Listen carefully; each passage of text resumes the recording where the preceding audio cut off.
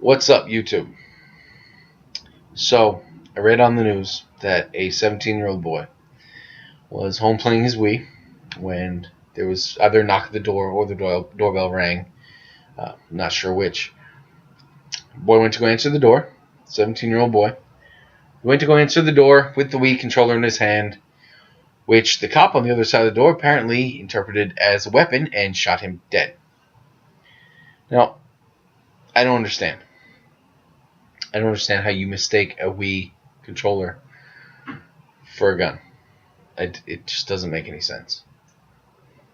You're a cop. We trust you to walk around with a gun and a badge, and we pay you for this to protect us. You are supposed to protect and serve. You are not supposed to make snap decisions that cost innocent people their lives because you didn't take enough time to make sure that it was not a damn weapon.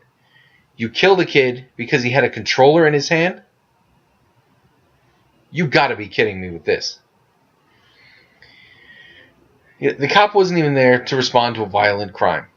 She was there because she was delivering either a warrant to his father or she was there to arrest him. He broke his probation. She was there for him. He answered the door with the Wii controller and she shot him dead. How do you make that mistake? Honestly.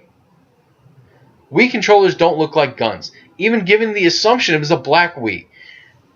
It's not. It doesn't look like a gun. This happens far too often. Whether it's the guy in North Carolina who was in a car accident and he went to the first house he could find and he knocked on the door. And the owner of the house, a woman, thought that it was an attempted home invasion, so she called the cops, as you'd expect. The cops got there. This guy started walking toward the cop, asking for help. And how did they respond? The two cops there shot him dead. Or the guy in New York City, who was, I believe he was from Africa, didn't really speak English too well. They asked him, freeze. He reached for his passport, agreeably not the greatest idea. They shot him 41 times. 41 times. But that's not the point of this video. 17-year-old boy was in ROTC. He wanted to be a Marine. He was model student, good grades, so on and so forth. There was no danger. And he walked up to the door to answer the door that the cop rang. It's not like they busted in like SWAT. Obviously, someone's going to answer the door. It's logical to assume they're going to have some in their hands. And maybe it looks like this. Who thinks this looks like a gun? None of you? Good. You all pass. How the hell do you make that kind of mistake? It doesn't look like a gun. Even this one. If you can see the texturing on it. Even that one. Which looks kind of like the grip of several guns that I've seen. You're not going to be able to see the texturing at any kind of distance anyway. And if you're close enough to see the texturing, you shot him at point blank, you could have grabbed whatever he had from him. After the police officer shot him, they said that she was on the floor crying, bawling, because she shot a 17-year-old unarmed teenager. That's exactly what we expect of you.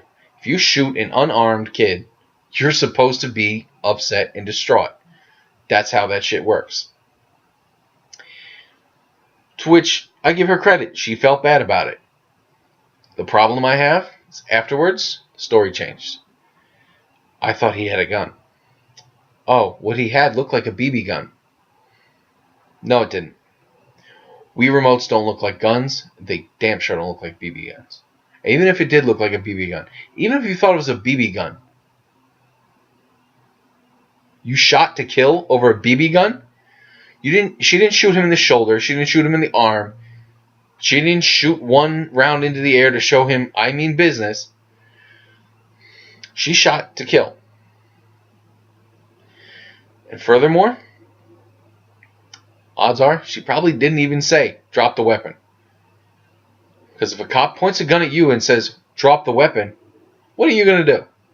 You're going to drop whatever the hell it is you're holding because you don't want to get shot. This kid was in the ROTC. He was a Marine. He wanted to be a Marine. He knew what kind of damage a gun would do to him. He was no stranger to what could have happened. So rather than taking a split second just to make sure that the thing in his hand was not a weapon, she shot him. She killed him. And now the police are changing the police record to cover it up. It's the thin blue line.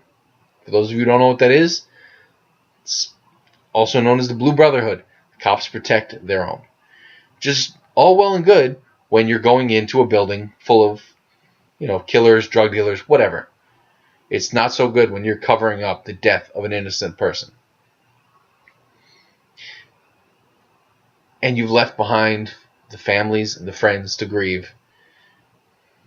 And their taxes are going to pay for your defense, for you killing their innocent child. We can't let this go on. We can't. Not anymore. If you're a firefighter or you're a police officer, you're a doctor, you're an EMT, you can't afford to make these kind of careless mistakes or negligence.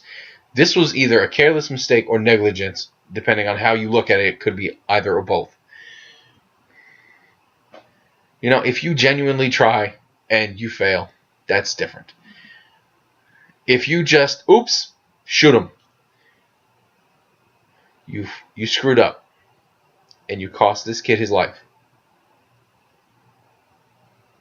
All you had to do was just make sure he wasn't armed. You're supposed to protect and serve. You not only failed to protect this kid, you've ruined countless lives because you chose to just react rather than using your brain. Police Academy, I can only imagine, would normally teach people better than this. So maybe I'm wrong. Maybe the Police Academy just trains to shoot first, ask questions later. And I'm not saying all cops are bad. Don't get me wrong. I'm not saying that by any means. I don't know her. She could have been a great cop. She could have been a horrible cop. I don't know. I don't have her record. But I will tell you this. Regardless of how good or bad a cop you are, you can't kill innocent people on the off chance that what they have in their hand is a weapon. When it could have been a video game controller, for instance. It could have been a candy bar. It could have been a television remote. It could have been his cell phone. It could have been any number of things. People have things in their hands. You can't shoot people for having things in their hands unless you know what it is. At this point, there's nothing else to say. I'm just beating a dead horse. So tell your friends, tell your family what happened, because we've got to do something to stop this from happening. Just spread the word. Share this with everybody you know. Whether you share my video or you just tell people the story of what happened. Spread the word. That way we can stop this from happening.